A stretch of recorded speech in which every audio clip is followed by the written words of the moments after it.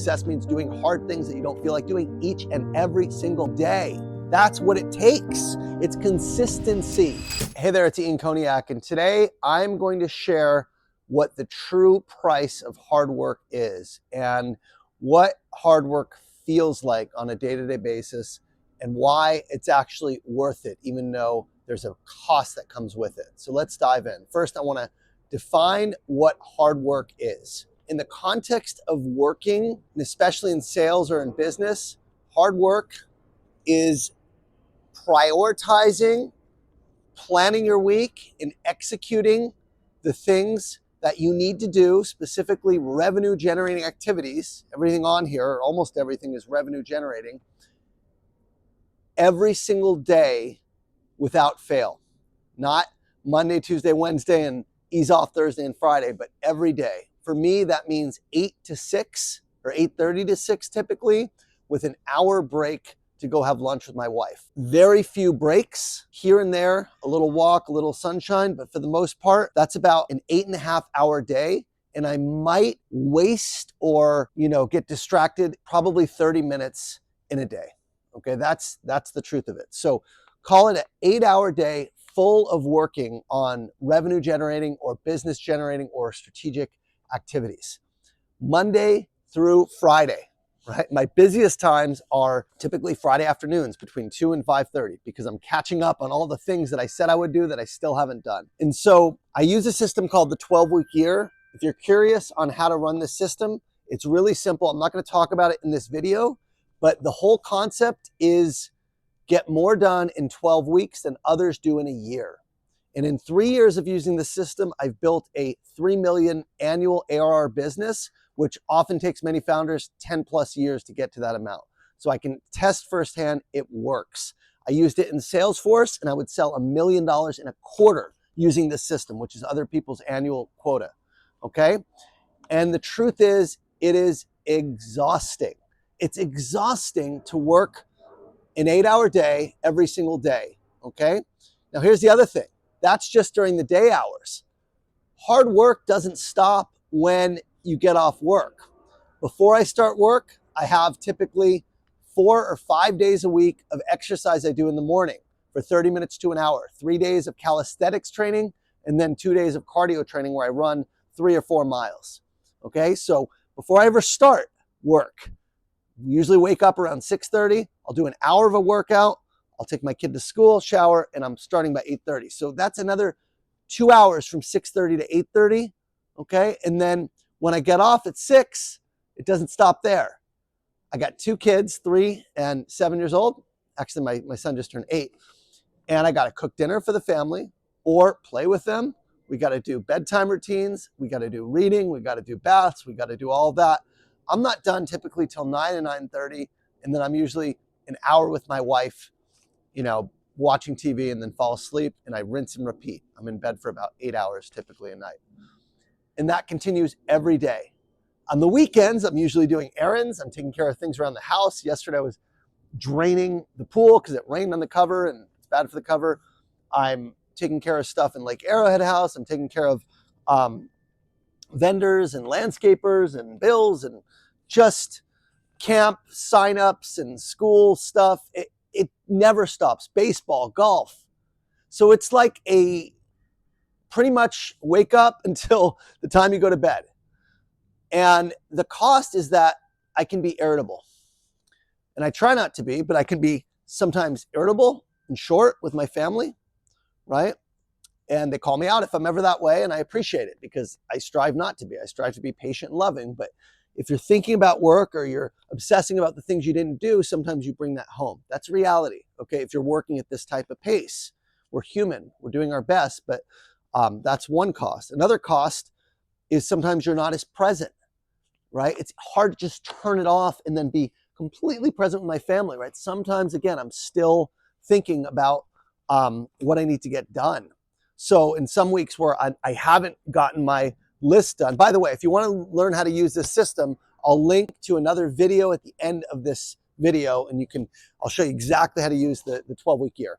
But if you're scoring, the goal is to score 85%. In other words, you have 20 things on here, You want to get 85% of them done, or 17. And these are high priority items. That is hard. If you have 10 things, getting 8.5 done. It's really hard. So if you don't get it done come Friday, maybe I'll want to think about it Friday night. I'm not as present. That's the reality. But oftentimes, not that often, but once in a while, if it's bad, I'll wake up on a Saturday morning and I will hammer it out before my family gets up. It's not robbing time with them, but for me, it's like I need to do what I said I was going to do. I need to keep my word to myself. And so you're not as present, okay? I just had a wedding we went to for my cousin, and on the plane, 4 hours there, 4 hours back, I was taking care of stuff, and it was very fulfilling. I had the choice of watching a movie or chilling or getting work done, but the plane ride, honestly, is stagnant time. What a better time for me to catch up on what I need to do. This is what hard work really looks like. It doesn't necessarily turn off. It's hard work when you're working, and when you're not working, you're working hard on creating the life you want with your family, or creating, passive income or real estate, whatever it is, it doesn't turn off. So that can be very exhausting. But you know what's more exhausting is feeling like you're not fulfilling your potential. Feeling like you have things you want to do, but you're not getting around to it. Procrastinating, a guilty conscience, knowing you didn't give your all that day. Beating yourself up. I used to do that. That's how I lived my life for a long time. And that felt a hell of a lot worse, 20 times, 50 times, 100 times worse than being tired and irritable from having a full day, or feeling a little stressed because you have to get to a lot of stuff and you have a big list of stuff to get to. So I just share that because it's worth it. It's worth it to be able to create the life of your dreams. It's worth it to be able to sleep well at night because you're exhausted from knowing you did your best and you're just pooped, versus having anxiety or staying up or thinking about what you didn't get done at night, which a lot of people have.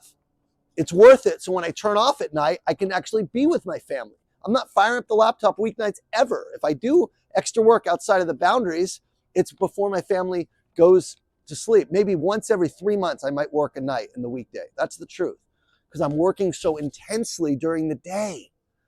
It is worth it to be able to provide my family with the life of their dreams. It's worth it to be able to feel good knowing you're doing all you can, knowing you're putting your best foot effort. That is a hell of a lot better and worth it versus the exhaustion of feeling tired at the end of the day and being a little irritable and sometimes not being as present as you'd like to be. So that is why this is worth it, okay? Now, the key to being able to sustain this pace without burning out, a couple keys. Number one is set boundaries, right? There's a law called Parkinson's law. It says work expands to fill the time allotted. In other words, if you give something 12 hours, it'll take 12 hours. But if I say I'm only working 9 hours, I have to be much more efficient and focused and work quickly with the time I have, because I just don't have more time to do it. I'm not going to go rob my family of me being with them. So Parkinson's law says set boundaries. So my boundaries are, again, 8 or 8:30 in the morning until 6, and then I'm done, okay? I might stay till 6:10 sometimes. That's the truth.